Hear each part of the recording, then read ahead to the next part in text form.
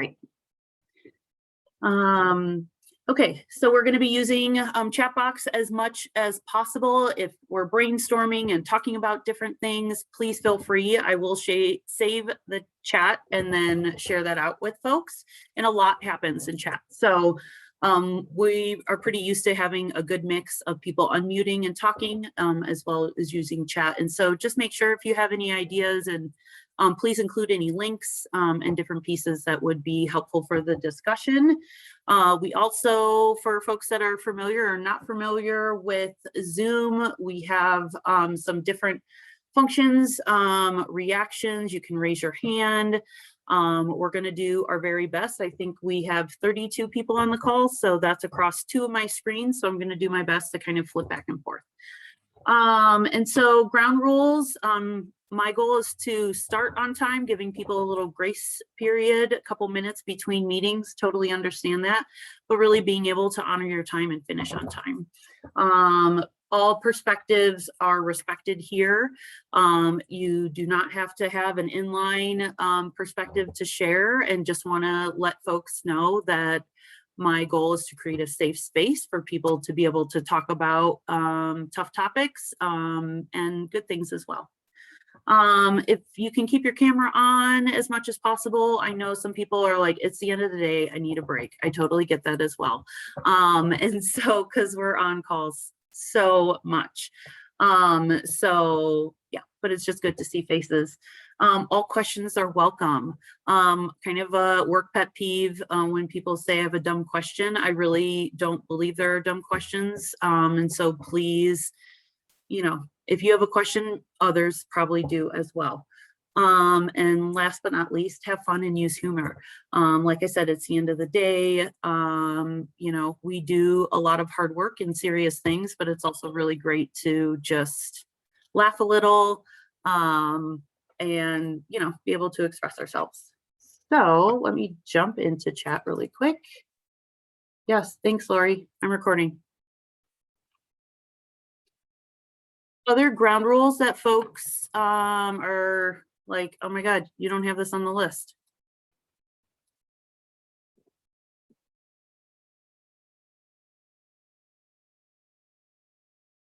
Okay, going once, going twice. All right, I'm going to keep us moving. Come on, computer. Here we go. Okay, so this is a map. Sorry, my stuff is a little in the way. This is a map of Colorado, and this is my system of care map. Sorry, the lines got a little odd in transitioning it into the slide deck.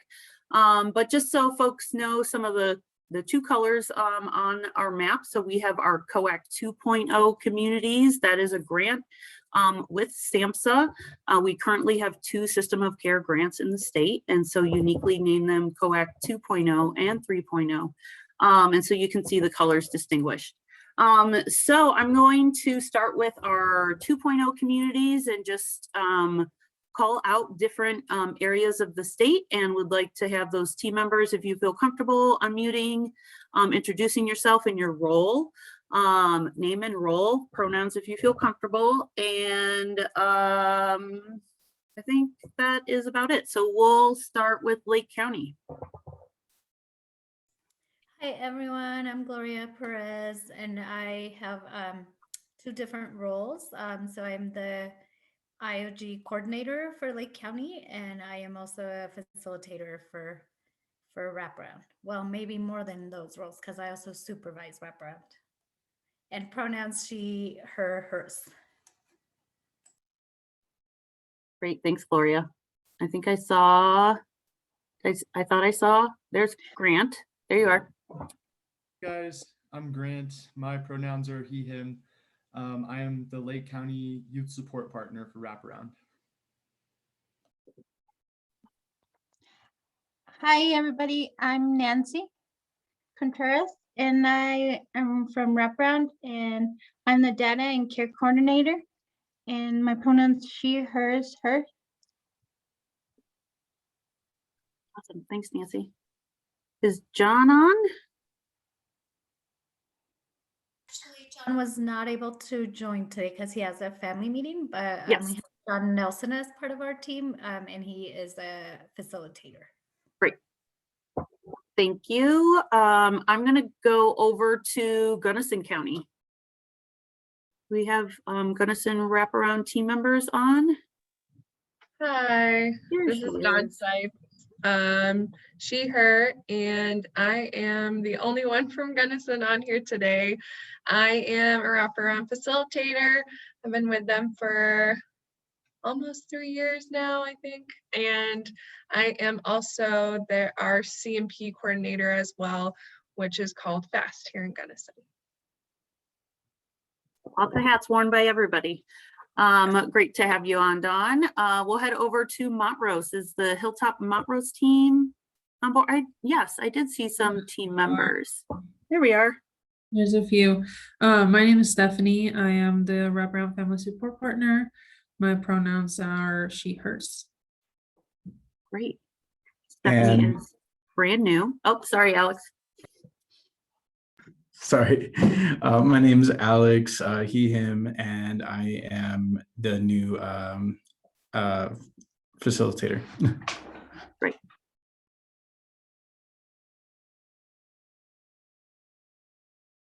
Anybody else? Sorry, scrolling.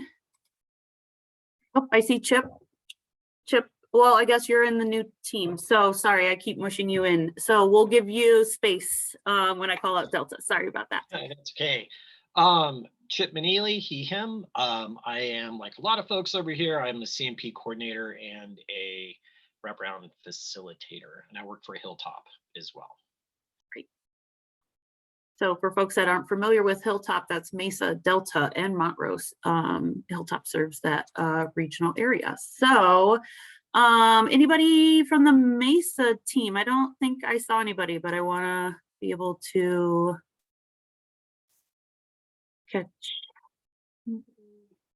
Okay. So our Hilltop Mesa team, they are restructuring in Mesa County, so they don't have any a workforce right at this moment, but Kathy Buxton is a wraparound supervisor. And welcome aboard Alex and Stephanie. They are some of our newest team members on wraparound teams in Colorado. Okay, so let's see, San Luis Valley, anybody from Center for Restorative Programs?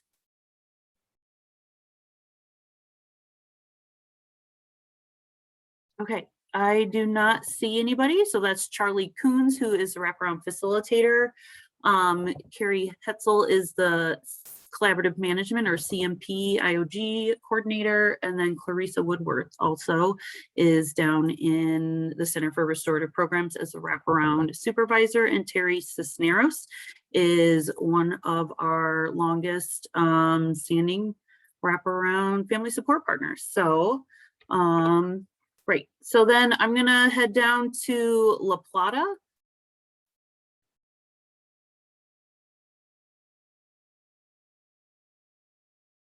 Okay, so I don't see anybody on. That is Diana Ford. She is new, and Diana Williams, and they're out of La Plata Youth Services. Okay, Boulder County. I saw Boulder people. Somebody want to kick us off?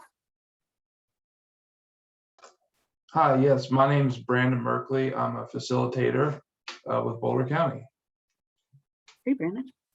I'm Christine Jovine. I'm the family support partner with Boulder County. I'm Maria Washburn. Pronouns are she, her. I'm a supervisor, coach, and trainer with Boulder County. Hi, I'm Jessica Stenson, she, her, hers. I am a facilitator, coach, and I supervise the support partners in Boulder County. I'm Heather Lucian, she, her, hers, and I'm one of the supervisors and the placement coordinator of Boulder County. Hi, everyone. I'm Rebecca Mondragon, she, her, and I'm a facilitator with Boulder County. Hi, everyone. I'm Monica Connell, she, her, and I'm also a wraparound facilitator.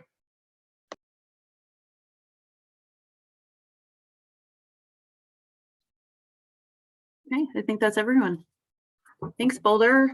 Okay, let's see. Let's go to the El Paso team. So we have 2 providers in El Paso. We have Diversus Health, the mental health center, and then Mission Possible. So let's start with Diversus. Sunshine, I saw you somewhere. Hello.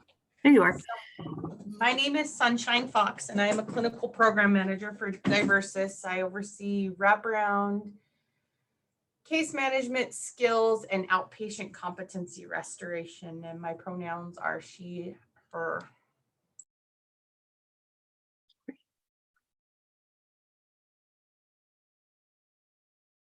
All right, I don't see anybody else on the team, but let's turn it over to Mission Possible. So I'll go first. I'm Candace Trujillo, Mission Possible wraparound coach, supervisor, and trainer. Hi, I'm Lillian Pacheco, family support partner with Mission Possible. I'll go next. My name is Mary Jankowiak, RAP facilitator, pronouns are she, hers, and I'm also the referral coordinator for referrals under the CHIRP waiver that we get. Ooh, good to know. Hi, I'm Lily Summers. Oh, sorry, Dre. You're good, go ahead. She, her, and I'm a RAP facilitator. Take it away, Dre. Gray Hampton, pronouns are he, him, family support partner with Mission Possible. And I'm Lisa Carson, family support partner with Mission Possible. I'm Natalie Ocurio-Sarla, wraparound facilitator with Mission Possible.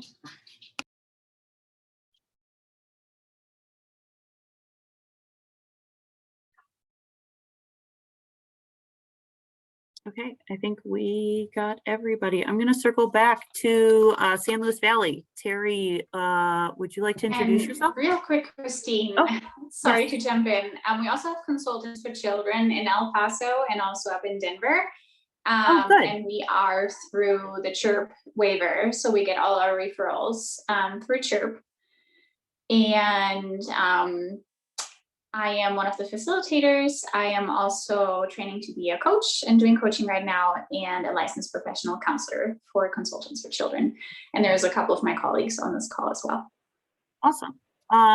Hold on, and I'll circle back to introductions for CFC. Terry, do you want to introduce yourself? Hi, I'm Terry Cisneros, family support partner for the San Luis Valley for Saguache and Alamosa County. Great, thanks, Terry. Good to see you. Okay, I think we got everybody in Mission Possible. Health Solutions. I saw Lisa. Hi, everyone. It's Lisa Markley at Health Solutions. I'm a family support partner, and I go by she, her, hers. Great. Joyce, I saw you on another screen. Hi, I'm Joyce Vasquez, There you and I'm a RAP facilitator here at Health Solutions.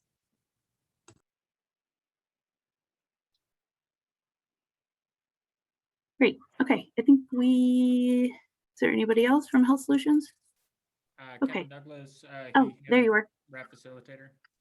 Great. Thanks, Kevin. And then to round out our COAC 2.0 sites, so Morgan County, I don't believe Melissa is on, but we do have a wraparound team up in Morgan County as well. And so just to be able to, I'll turn it back over to CFC. We have, as I said, lots of different providers that are even outside of our COAC network, and we'd love to be able to hear from them. Anika, if you want to, all right, let's see who else we have on the call from CFC. Because I know you guys are a little bit across the Front Range a little bit. Yeah, we are actually all over the place. We, I think, also just took a case in Pueblo, so we're working our way down south. We started in El Paso because that's where the referrals originally came in from TRE the quickest. And so we're also in Denver, we're in Boulder County. I think we also have some in Jefferson and Douglas counties. So it really we kind of try to hire where there's a need. So whenever we get referrals, and Patrick just joined, he is up in the northern Colorado area. So he can introduce himself too, but he is one of my co-coaches. And so I'm pretty much responsible for Colorado Springs. And Renee Foster is also on the call. She's also in El Paso County. And we should also have Diana on the call. And she's also with CFCI in Colorado Springs. Great. You have my contact, so it'll be good to just make sure that I have everybody's contact information. So that way I can include folks on future calls. Yes. Okay. So just to round out our introductions, we have a couple. So Chris, yep. Chris, could I just mention that we have Ruth Newell on the call? She could introduce herself. She has developed her own agency to serve families who choose to use the CHIRP waiver for wraparound. Great. Ruth, would you like to introduce yourself? Ruth, and what Lori just said. So I new wraparound facilitator, working with a couple clients in the area, and have my own little LLC, Path with Ruth. Gmail is the same, pathwithruth@gmail.com. And I'm excited to be here. Thank you for the invitation. And actually, Ruth also has a family she's serving in Eagle County. No. Well, welcome, Ruth. Lisa Thomas, would you like to introduce yourself? You're part of the COAC 3.0 grant. Sure. So I'm Lisa Thomas, Collaborative Management Coordinator over in southeastern Colorado, serving the counties of Baca, Prowers, and Kiowa. Cheyenne isn't in this mix, so I'm serving those 3 counties. Welcome. Maria, would you like to introduce yourself? Maria is one of our contractors. Yes, hi. Good afternoon, everybody. Happy Monday. My name is Maria Carrion Ayers, and I'm one of the COAC contractors. I help support COAC communities to help improve their diversity, equity, and inclusion efforts. And one of my main focuses is ensuring culturally and linguistically appropriate services. So I hope to be helping you all here. Thanks for joining. Okay, is there anybody I missed? I apologize as I'm scrolling through screens. MK, I saw that you joined us. Yeah, sorry to be so late. Some fires I was putting out. But yeah, I'm MK Hooley Underwood, and I'm the Collaborative Management Program Coordinator in Montrose, but I also supervise wraparound staff for Delta County and Montrose County. So that's COAC 2.0 and COAC 3.0. Anything else you wanted me to add there, Chris? No, I think you're good. Okay, thanks. Okay. Anybody else on introductions? I know this takes time, but it's really helpful to know everybody, especially as there's new folks. So, yep. I'm Angela Fauché. I'm on the Faculty Engagement Center, and a lot of you hear from me a lot. I manage the learning management system and do a lot of the trainings, and then also do things like fidelity management, fidelity monitoring. So lots of you hear from me. Yeah. Yes, please be familiar with Angela. I apologize, Angela. I've only been seeing you, but thanks for chiming in. Okay. So Chris, Anybody else? could I also Yes? introduce myself? Yeah. Yes, sorry, Lori. So my goodness. My name is Lori Fowler Beckel. I am one of the Tier 2 statewide coaches. My pronouns are she and her and hers. And I'm delighted that, Chris has gotten this gathering together again. So thanks everyone for being on. Great. Well, thanks. And I'll try to catch anybody else that joins us, but just to keep us moving along. So strengths for the workforce. Just as we have 37 people on this call, so more than I anticipated, which is a really big win. As we continue to grow and expand our workforce for wraparound. There's several funding streams that are in existence in the state to support wraparound, and I only see it on the horizon. If you didn't get some of my newsletters on the hundreds of millions of dollars coming into Colorado to help support behavioral health. So it's a really exciting time, and really being able to support an evidence-based care coordination model like high fidelity wraparound with family peer support is so important. And our voice coming together to be unified, to share our experiences, sharing success stories of families, of systems working together, because it is possible to reduce those system barriers for the families that we all work and support. And so I'm just, as I said in the beginning, really excited that we have an opportunity to come together. I really see that as we have our system of care grant and really helping to build the infrastructure over the next 4 years of this grant, that we can continue as a workforce to identify the needs that we're seeing, the areas of growth, barriers, that you may be experiencing. My role as the state project director is to really help to support the various layers that make implementation of wraparound successful in Colorado. And so being able to make sure that I, as well as other folks that have influence to support wraparound at the various levels, that we're all hearing our shared experiences as well as our lived successes. And so I am just excited that we'll have this opportunity to come together, hopefully on a monthly basis, continuing, if that's what works for you, to continue to identify topics that we need to discuss in detail and be able to brainstorm and then develop action steps so we can mitigate barriers, see wraparound successful for the long term as becoming a statewide service. Okay, so next, really quick, I want to talk about the growth in Colorado. So as I've alluded that there is growth in wraparound in Colorado, we really have been seeing its evolution. I just hit my 4-year anniversary last Thursday in this role. And so thank you. Snaps to that small win, and really being able to see my commitment to the next 4 years of our system of care grant here in Colorado. So some of the pieces that are happening in Colorado that I want to be able to share, and I will send a follow-up email because I'm going to share some numbers regarding legislation that has recently passed. And when we get to a later point, I may be able to start putting some of that in chat, but I think it may be helpful to share it all out more broadly in a follow-up email. So many of you guys may know that within the Office of Behavioral Health, we have our system of care grant that currently funds high fidelity wraparound in certain communities, as you saw on the map, as well as the Child and Youth Mental Health Treatment Act.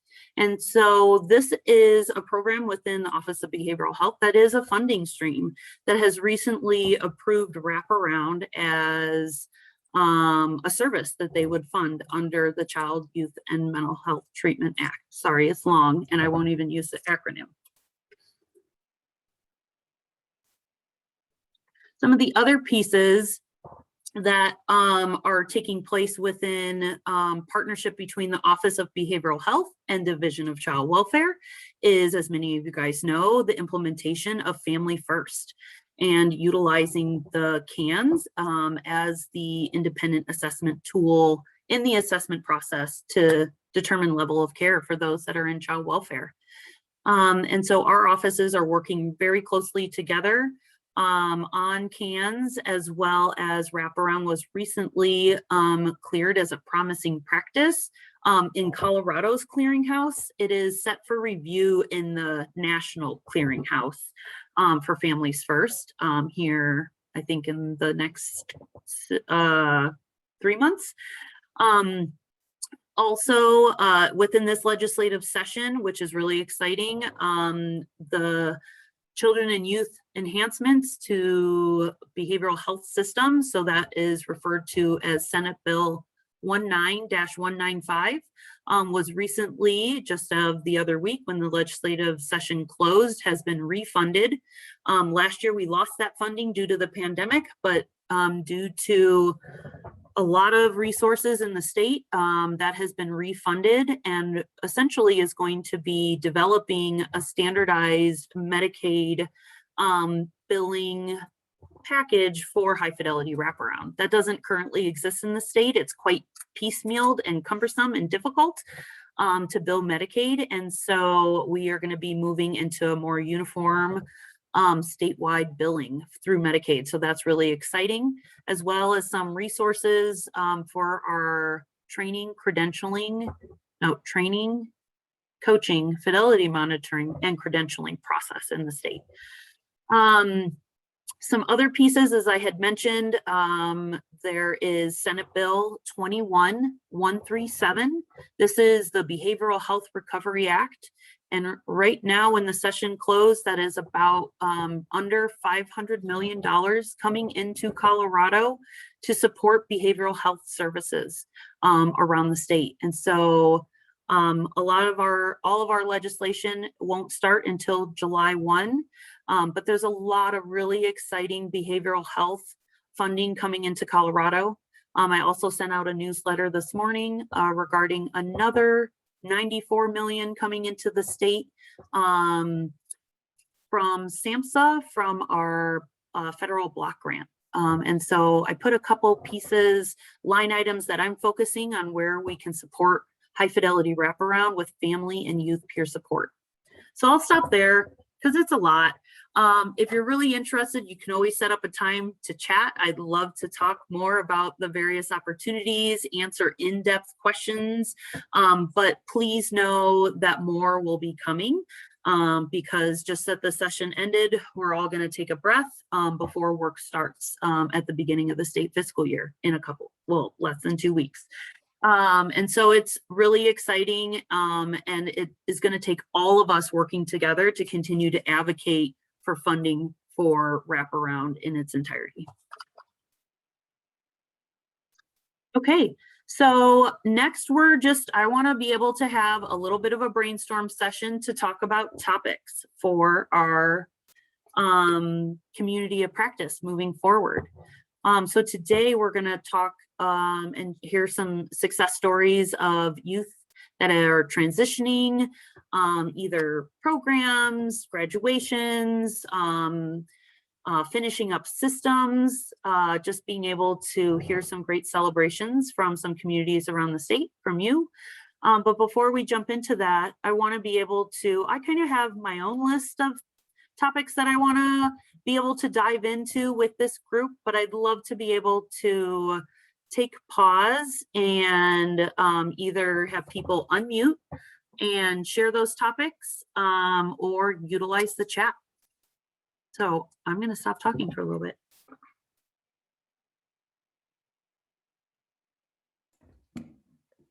Chris, Yes. I think one that I think just like historically when we have had these community of practice or, you know, not committees, but group conversations. I think one topic that we have missed is the language piece. So language access or how, you know, people are utilizing like interpretation or not utilizing it. Maria and I actually just had a great training that Maria provided for our whole Department of Human Services here in Lake County. And we had really valuable conversations. And I think like just recently I was sharing that, you know, like even being a bilingual facilitator, it's just not possible to get, you know, to get through a full meeting with all the fidelity if you're trying to do it in English and Spanish. And so, you know, the utilization of interpretation And I think like that's been a big piece that impacts credentialing as I've seen it, because of the time constraints and a lot of like the nuances of the language piece. Thanks for getting us started, Gloria.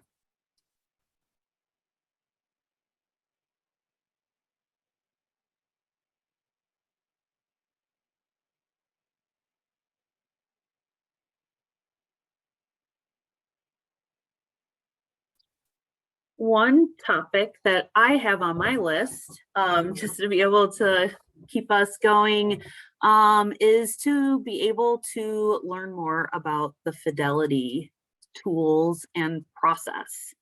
For some folks, this is brand new as you're coming onto the wraparound team. For Colorado, this was just implemented at the end of 2018.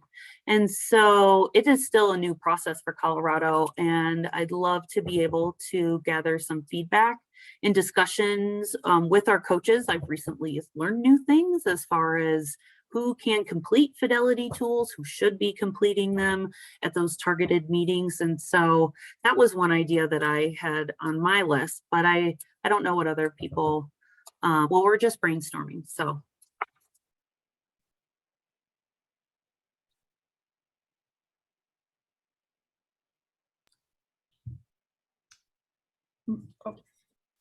Chris, I think another one is just the CANS integration with RAP. I threw it in the chat, but I think we're using it and we're still trying to develop how can we fully integrate it without it being a separate process. And really just, I think having everybody on the same page would really be helpful, or just to get ideas of how other people are doing it. Because again, like we're using it, but I still feel like there's still not that quite connection that we're looking for with the CANS and RAP.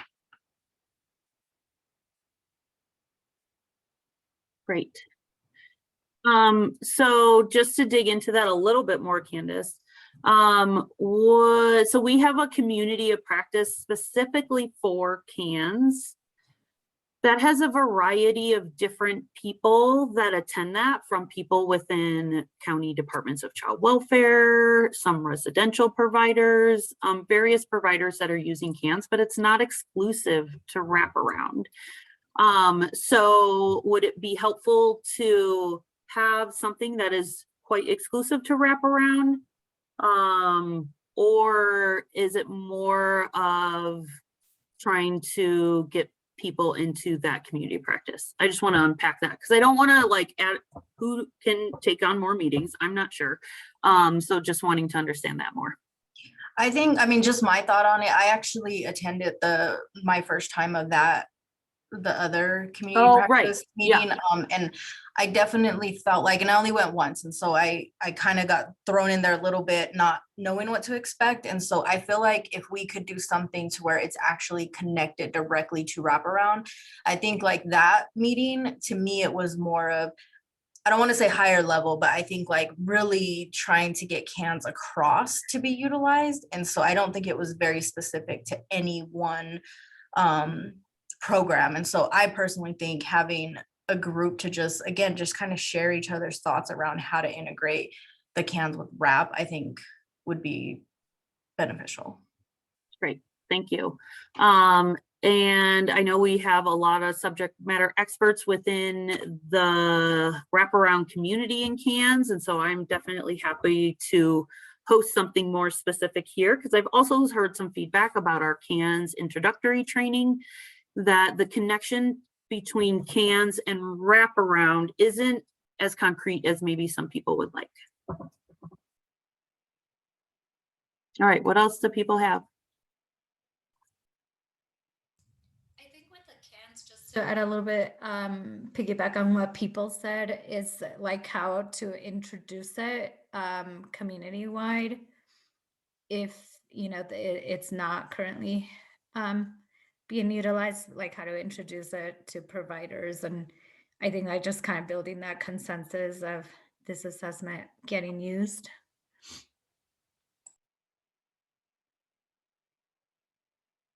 Thanks, Gloria. This is MK. I know this is already in the works, so it'll just be exciting to talk more about it potentially in this larger group. But kind of a flow chart of each of the steps required throughout the wraparound process. I'm talking from really nitty gritty things like releases of information to, seeing on a flow chart when the first iteration of noms and cans is delivered, when fidelity is done, and then fidelity tools are used with a breakout of who's doing them when, all of that, so that you can kind of have a starting place for new communities or communities that are resetting that's really clear of this step, then this step, then this step, then this step. I know it's not that linear with wraparound, but I think it's helpful with all these new tools. Great, thanks, MK. Okay, so we're gonna do like 2 more minutes of brainstorming and then we're going to transition.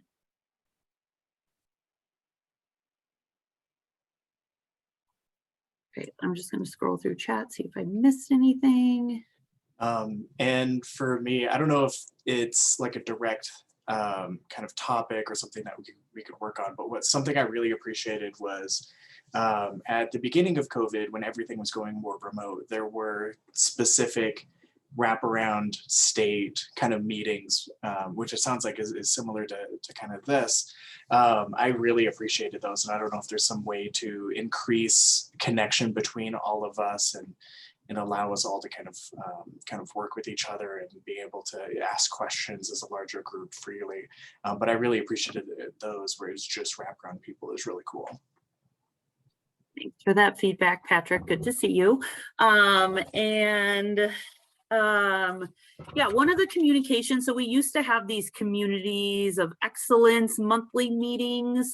Those transitioned at the end of September of 2020 as there was a lot going on last fall for everybody. And so just being able to figure out with the different grants and what meeting structure is going to be the most beneficial and good utilization of people's times. So I am sending out a monthly COAC connection email. And so, but for some of the folks, I can easily add people to those distribution lists because there are different opportunities that I'm hearing right now with the state judicial grant. There's Circle of Parents, they're expanding those cohorts. And so opportunities for different communities. I know another community was asking me about that, and then that email came in, these various pieces. So if you are not on the COAC distribution list, you can put your email in chat and I will make sure to get that on our distribution list. I kind of have different groups depending on kind of the topics and information, but there's a lot of great training resources, newsletters. I know, who needs another newsletter, but I'm very selective on what I send out to people. It's not just, you may think you get all of mine, but you don't, because I want to make things available that are hopefully useful and have a lot of different free resources. Okay. I really hear the language piece. This is really great. And I'm super glad Maria's on the call. Last year, we had a community of practice regarding class and language access. That was, that was in the summer of pandemic. So it was hard, but it's great to hear that many people still feel like this is an area of focus. And so we will definitely be following up with folks. Thanks, Patrick. Okay, any other last thoughts before we transition? If something comes up that you're thinking about, I know I had a couple other pieces. Oh, one of the pieces that I would love to talk about and start gathering some information from people is about their experiences with our credentialing process here in Colorado. So we, under the COAC grants, have spent a lot of time developing. Sadly, I don't have my other team members on the team anymore, but under this grant, I feel like there's a great opportunity to collect people's lived experiences, successes, and areas of growth and feedback around our credentialing model here in Colorado, while we have a grant in place to be able to help support a credentialing model that will be sustainable. And so that's a piece. I have some other ideas to kind of bring some subject matter experts in to do some evaluation, but I'd love to talk to people about that if folks are open to. So that was also on my list. Okay, see some head shaking. Great. Okay, well, that's the last note. Please feel free, still use chat, send me an email if you have other ideas.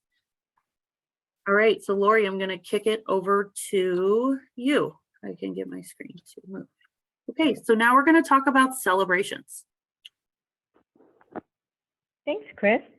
I'm gonna make sure I'm unmuted. Yeah, so we have several teams. We don't have a whole lot of time, so people are gonna have to go quickly, but we're going to start with Gloria Perez, and then Grant, and then Annika. And I think Lisa has a quick story. So if you would just share a quick story about a young person, their success, and what with high fidelity wraparound seemed to really make a difference with them. And Gloria, maybe you would start. Yeah, thank you, Lori. So we have a young lady that I would say, gosh, it's a super successful story. She was referred by our child welfare. It was an open case, very complicated open case. So this youth, her parents, both were on probation. They with pretty serious charges, drug addiction for both parents and the youth, including like the youth using drugs with her parents. This youth was at some point transported to residential treatment, and just to say some of this, she tried to light up the car as her caseworker was transporting her to residential treatment. But anyway, we worked with the whole family. We had to create 2 separate teams because the parents also were divorced and didn't get along at all. I think all of you guys have probably heard these, right? What do I do with parents that don't get along and they can't be in the same room? The youth initially, would come in, put her head down. She wasn't bought into any of it. And fast forward, she just graduated high school. Both parents were successful in completing their probation successfully. All of it for both parents again. They all did great with recovery and from addictions and everything. The young gal just graduated high school. And she received some scholarships to go to college to become an addictions counselor. Yay, thanks, Gloria. Great story. And that was a very, very complex situation at the beginning. What would you say, just really quickly, what was the one thing about wraparound that really helped that young person and her family? I would definitely say the persistence of everyone, and the family did go through 3 different facilitators, and so I think I always hear from Lori say, stick to the process, and I would say that's what we did, because even though like a new facilitator would pick it up, sticking to the process was valuable, because the new facilitator would be able to just pick up where the other facilitator left. And really, for this young person, I facilitated at the end, and, she wasn't quite bought into like her vision, like her own vision of what she wanted to accomplish. But again, the facilitators that had facilitated before, like everyone just kept doing the same thing, right? Like, all right, how much have we moved on your vision? All right, is this still your vision? And so again, the new facilitator that would step in would just pick it up there. And eventually I really remember like one day when, it was like different, like she came in different and she was actually like bought into this vision.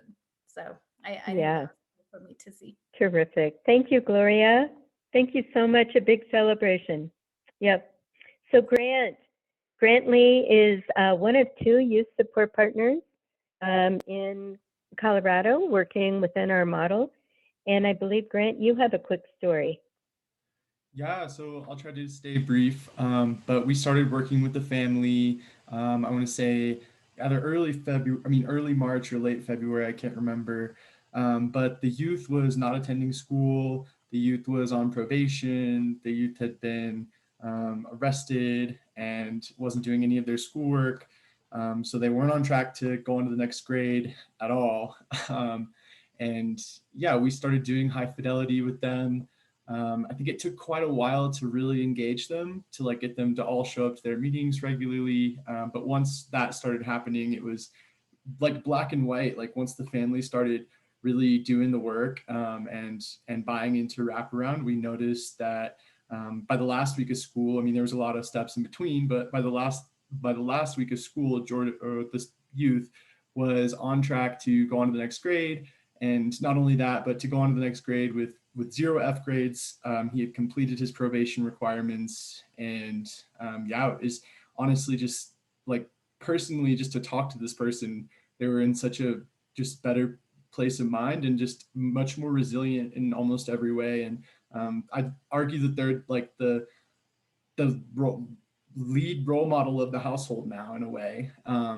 And so I think, yeah, it was just a huge success story that took since February. So yeah, yeah, I don't know if I Thanks, covered everything. Grant. Well, other than sort of being able to have a youth support partner, which we're hoping happens more in Colorado, what else would you say about wraparound really made the difference? Definitely it's the connections that we were able to make for them. So that family, I felt like wasn't really on the same page. They weren't like having the conversations that they needed to be having. And I think wraparound sort of prompted them to have those conversations and to be more involved with their providers and more proactive. Terrific. Thanks, Grant. Thank you. So Annika is going to share a quick story from one of the facilitators that she has worked with. And just a reminder, we now have a whole new system in Colorado statewide that is funding high fidelity wraparound through the CHIRP waiver. I'm delighted to see that there are many providers working within that system now joining our high fidelity wraparound workforce. And Annika and Patrick are the 2 coaches working with the consultants for children teams. So Annika, take it away.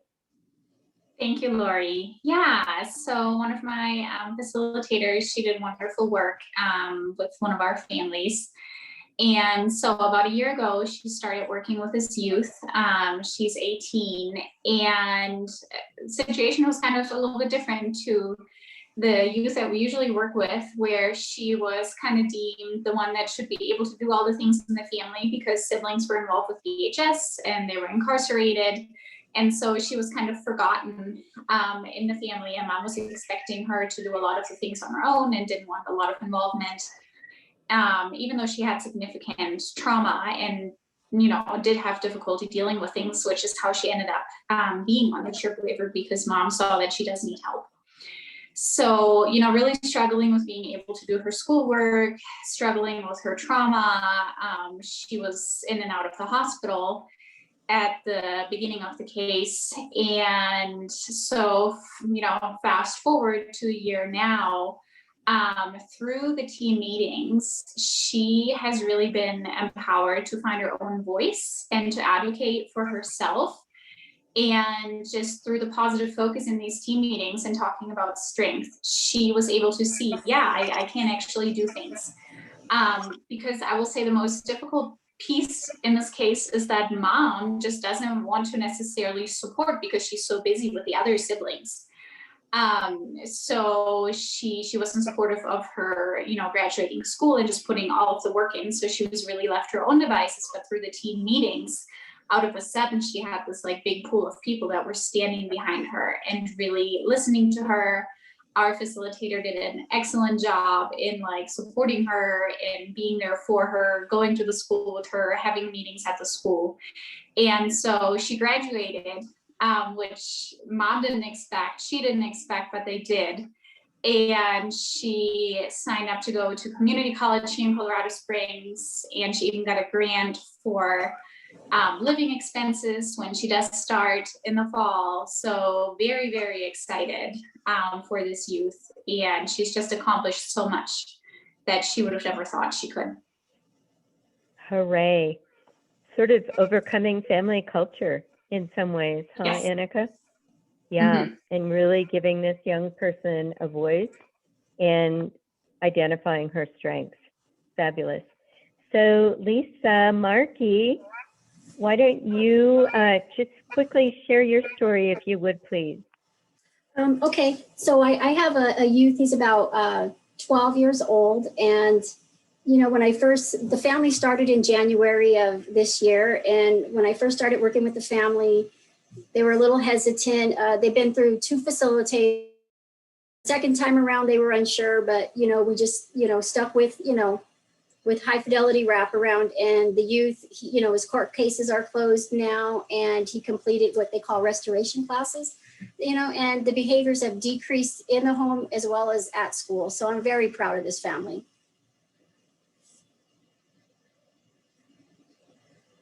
And Lisa, was there anything that you think of that about high fidelity wraparound that really served this family well, other than you stuck with them? Yay, Lisa. Yay, support partners. I think, just sticking with the family and just motivating them, and the youth voice is really important. So engaging them, once you start in, the youth feels like they have a voice, you just see the transformation of them. So he's still, shy, but he's getting there. So I'm real proud of this family. And mom, she's doing real well. She likes high fidelity wraparound so much. She says she may want to be a facilitator or a family support partner. Oh, yay. That's cool. All right. Well, Chris, do we have a minute or two just to ask if anyone else has a celebration? Yeah. If folks are able to hang on for any other celebrations, this is a great way to just wrap up a meeting with smiles on my face. So I love hearing these. Anybody else want to share?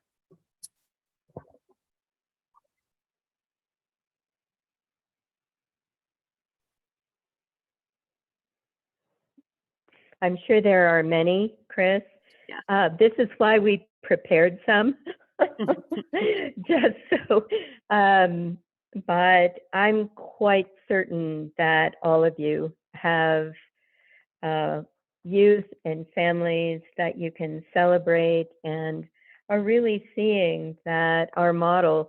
So say again, Chris, if you would, how you are describing high fidelity wraparound, because I think in this age of new funding and a lot of focus on care coordination, the way you're describing wraparound as a care coordination model is language that we should all be using.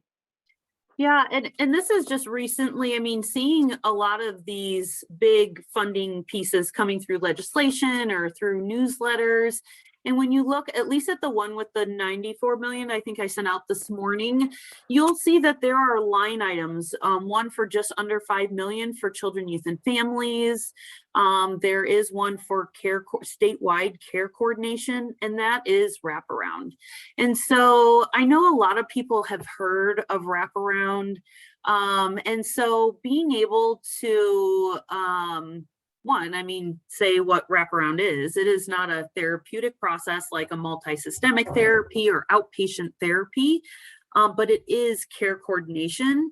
And our state is really looking at where are evidence-based models? And in the vein of care coordination, where are evidence-based care coordination models? And for children, youth, and families in Colorado, it's wraparound. There are some models that are serving like our first episode psychosis, a young person that's, has their first episode of psychosis. And those are run through the mental health centers, and they use another care coordination model, but it is, to my knowledge, not evidence-based. And so, as providers, we'll see different opportunities for reimbursement with the different types of frameworks for safety net services. The other thing wraparound falls under is intensive community-based care coordination. And so, that's kind of like these different system language, whether we call it jargon, that are resonating with the leaders and those folks that are, part of the legislation that is drafted. It's very broad. And so that's been kind of my work, is seeing some of these funding streams that are coming in. Where are the opportunities for wraparound? Where are the opportunities for workforce development? If you aren't aware, Colorado before the pandemic was in a healthcare desert, where behavioral health falls under that. But it continues to be really difficult to hire and recruit people into behavioral health in the state. And so being able to get innovative and being able to provide sustainable training, a credentialing model that is also sustainable, and be able to see this work expand into areas that it's currently not, which technically is in the metro communities, surprisingly, because they've all been under a system of care grant previously, and then the northeast area, so up towards like Logan and the Nebraska Kansas border. So anyway, sorry, that was really lengthy, but as you look at this information, wraparound is not gonna be in the language you see, but when they also talk about the alternative workforce or an alternate workforce to support that more clinical workforce, to me, that's family peer support, youth peer support, and in adult services, that's peer support. And so that's a big umbrella, but that's another piece that I have shared a lot of our successes, the training model that we do have for our family support partners, and how valuable your role, any of you having lived experience that you bring to the table, is so, so valuable, and really makes a difference to our families. And so the more I hear in these opportunities to share, to communicate with the behavioral health reform, that was another one of my emails, I think, constructing change, where they talk about some of the legislation and the big dollars that are coming in. So I just am thrilled. Sorry, I'm keeping you guys over a few minutes, as I said, ending on time, but I just want to, just share my appreciation. Again, if anybody has any questions, let me just put I think everybody has my email, but I'm just going to put it in chat really quick. Sorry,